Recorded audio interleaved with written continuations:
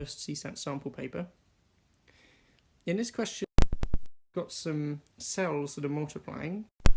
First day 1 appears, so that means the increase on the first day is just 1. And then we're told the increase in the number of cells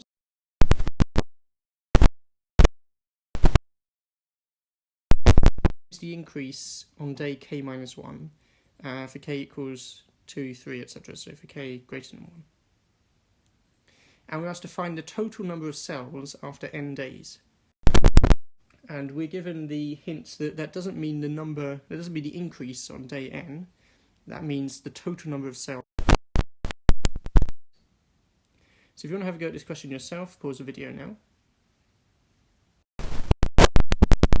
Okay, so it says we're looking for the total after n days, but in order to find that, we probably will have to know the increase on day k in terms of k rather than using this recurrence flow.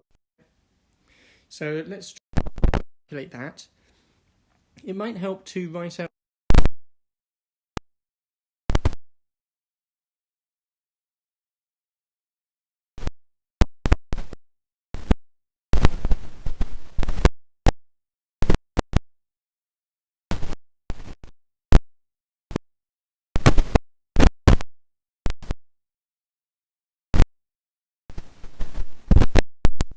increase on the kth day ik. And what is I1? We were told that's 1, so that's our starting point. And what is I2? Well, using the formula, that's going to be 2 squared over 1 times 1. I'm going to leave it in this form. For I3, what's that going to be? It's going to be 3 squared over 2 times 2 squared over 1 times 1. I4 is going to be 4 squared over 3 times 3 squared over 2 times 2 squared over 1 times 1. So I'll stop there and we'll see if we can see a pattern. Bear in mind, you just have to be able to see the pattern, you don't have to be able to prove it. So you could do a proof by induction to prove what I'm about to say is the pattern is actually the pattern. But that's not what the question asks. So you're just asked to see it, not to prove it.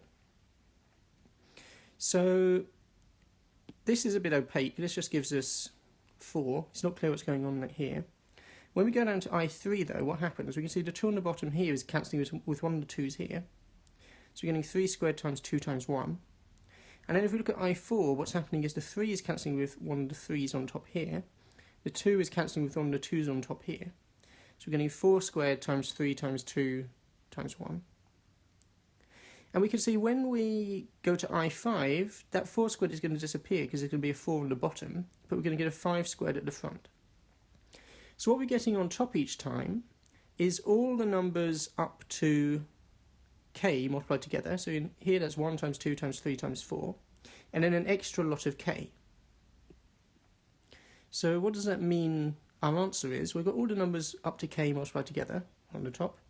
So that means we're going to get k factorial, and then we've got an extra k at the front. So our answer then is going to be k times k factorial for the increase on the kth day. So now we've got to use this to figure out what the total number on the nth day is, so after all these increases. So let's think about that total. It's going to be the sum of all the changes from the first day to the nth day, because we're told it happens after n days. The nth change has already happened. So on the first day, well, in theory we only proved this for k greater than 1, but it works just as well for k equals 1, because you get 1 times 1 is 1. So this formula is valid from 1 to n. So now we've got to try and do this sum, and it doesn't immediately look promising, because these numbers are going to get very large, depending on what n is, and there isn't really a nice, it doesn't look like there's a nice form for this. So what can we do with this? Well, when you see something that's hard to work with, all you can do is think, how can I relate this to something that's nicer to work with? When you're dealing with a sum, in particular, you often want a difference of two things that are closely related, because then you can cancel terms between the two sums. But we can't guarantee that's going to happen. So let's just try to think of something nice this is close to, and then see if we can relate it to that. So what would be nice is if instead of k, this was k plus 1. because then we just have k plus 1 factorial, and that would at least be a little bit simpler. So let's think about relating this to k plus 1 factorial. What we're doing is, well, what's the difference between this and k plus 1 factorial? Instead of k plus 1, we've got k, so we've taken k plus 1 and taken 1 away from it. So if we just had the k plus 1 and multiplied by k factorial, we get k plus 1 factorial. We've got 1 less than that. But now I've written it this way, I can multiply out the bracket and get k factorial minus, sorry, k plus 1 factorial minus k factorial. And this is really nice because if we now write this out as a difference of two sums, a lot of the terms are going to cancel. So by trying to relate it to k plus 1 factorial, we actually saw there's a difference of two things, which is good for calculating our sum. So if we now, you could also just remember this as an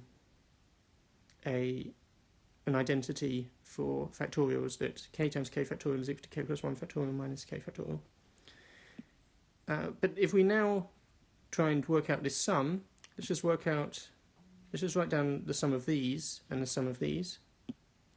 So the sum of k plus 1 factorial goes 2 factorial, 3 factorial, etc., up to n plus 1 factorial. And then we're taking away 1 factorial, etc., all the way up to n factorial. So everything cancels except the n plus 1 here, the n plus 1 factorial here, because there's no n plus 1 factorial in here, and the 1 factorial in here, because there's no 1 factorial in here. But everything else cancels. So there's a 2 factorial here, and that will be the next term here. There's a 3 here, that will be the next term here, and so on. So what we get out at the end is just this term, n plus 1 factorial, minus this term. So our answer is n plus 1 factorial minus 1. And it doesn't look like this simplifies, so this is our final answer. It might be worth just checking it for small numbers. Does it work? Well, if we stick in n equals 1, we want the answer to be 1. And that works because 2 factorial minus 1 is 1. After 2 days, what should happen? The increase on the second day is 4, because it's 2 squared over 1. So we've had an increase of 1 and an increase of 4, so we should get 5 as the answer. Is that what we get? Well, let's see, we get 3 factorial minus 1 is 6 minus 1 is 5, so it does give us the same answer. So it looks like this formula works, and in fact that is the correct answer.